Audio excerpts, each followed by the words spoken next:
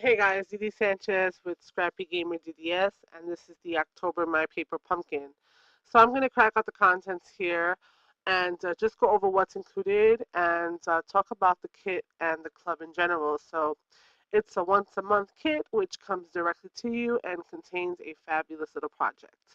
Here was our first insert new this month, which talks about the fact that My Paper Pumpkin now has a Pinterest board. So you can go and check out their designs and maybe even add your own pins of what you've done to reinvent their designs. Inside each kit, you have a set of durables, a set of stamps, and an ink spot. This one happens to be Old Olive. And the kit is geared towards Thanksgiving, which kind of was a given, more or less. We had September's, which was geared towards Halloween, so today's October, so it's geared towards Thanksgiving, which is next month. What's included in the kit is actually a pie box. Well, actually 8 pie boxes, which fit into a nice round pie shape. And they are food safe. So that was great to know as well. Um, they include, of course, the directions, which are in picture format so that you can actually see what it is versus just reading a description. And here are the contents. 8 boxes, 4 with little stripes, and then 4 that have like polka dots on them. But all of it are craft. You'll notice the white strips. That's our tissue paper. It's a 3M brand. It's already there for you, so no need for you to mess with your sticky strip or anything of that nature.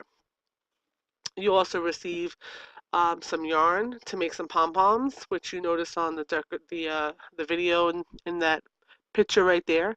There are 8 pom-poms, and you get a ninth row, which is this one here, that is going to be used to help you go around this cardboard template and create the 8 pom-poms and then tie them up with the ninth bundle.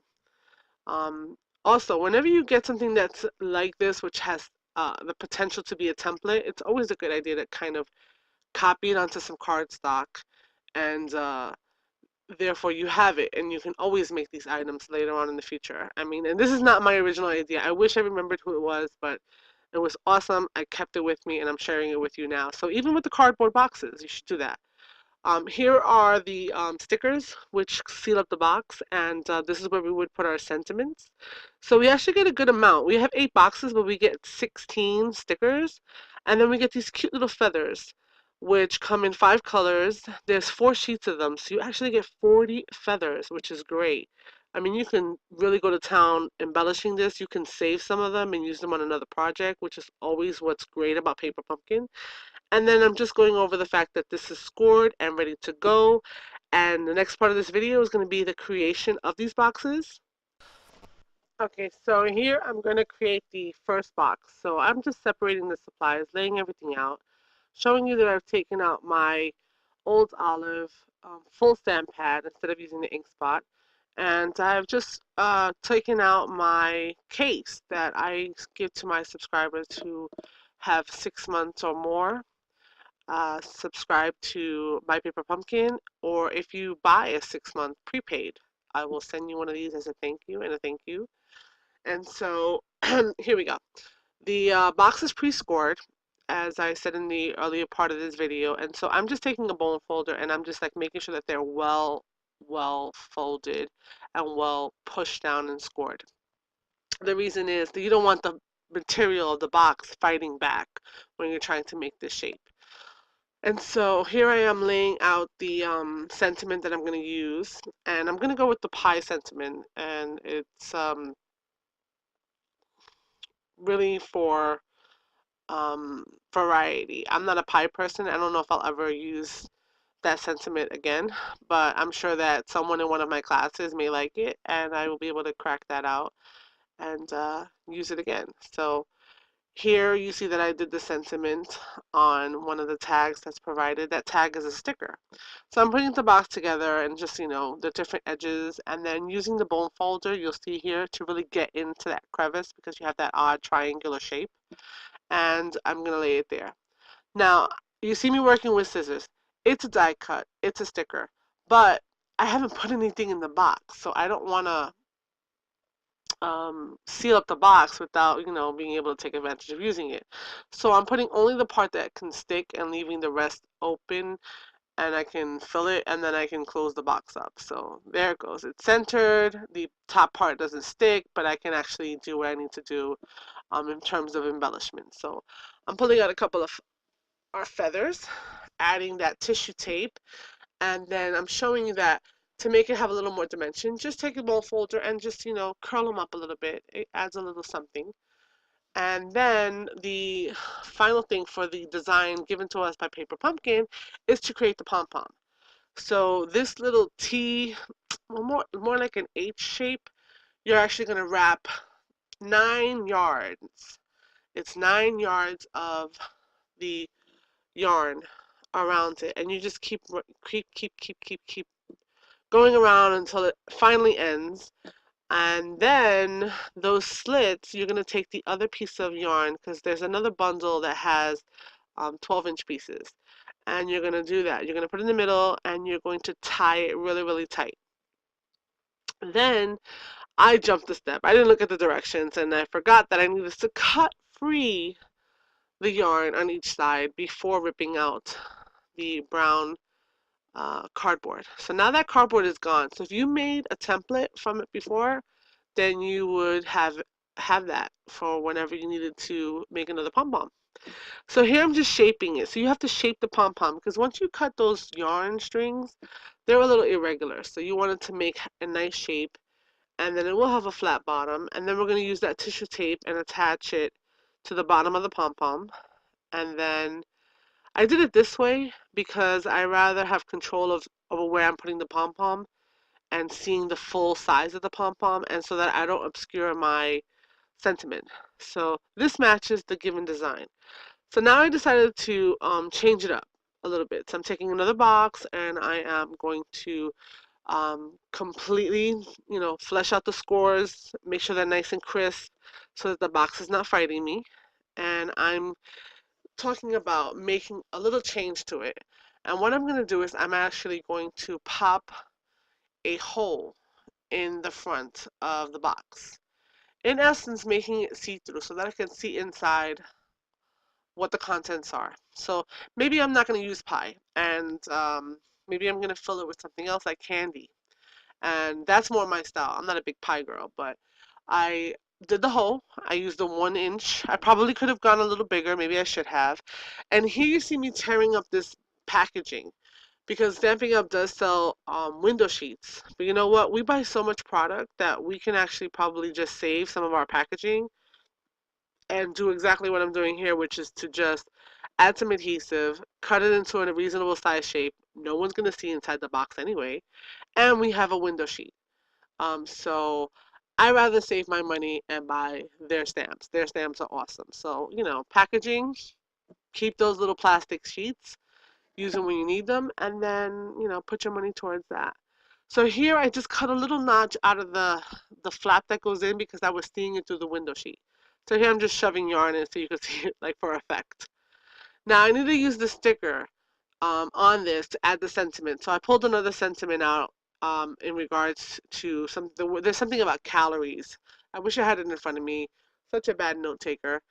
But it's calories don't count or something like that during the holidays, or it's a cute little stamp. And I'm doing the same thing here because again I don't want to seal it off, right? Because I do want to fill it. But I'm gonna put the sentiment on here backwards from what they said to do, because my window sheet and my window is right in the center, and if I put the sticker the normal way, that piece you see right there, it's going to cover. So I'm turning it around, and I'm going to have sentiment there, and it's okay. I'll have the little thing on the top, and so now I'm pulling out a few more feathers. This time I took 3. We get 40 of them, so we have plenty to use. And I'm adding that tissue tape. Then I decide to, again, add some lift to it. Other things you could do to the feathers would be to maybe ink the edges, maybe add some black outlining to them, and add some little depth. And then I'm going into my stash, and I'm taking some gems, some rhinestones, and just sticking 3 little rhinestones to add a little pizzazz to my box. So here's one change up to the box. You could make it a see-through, and you can fill it with something other than pie.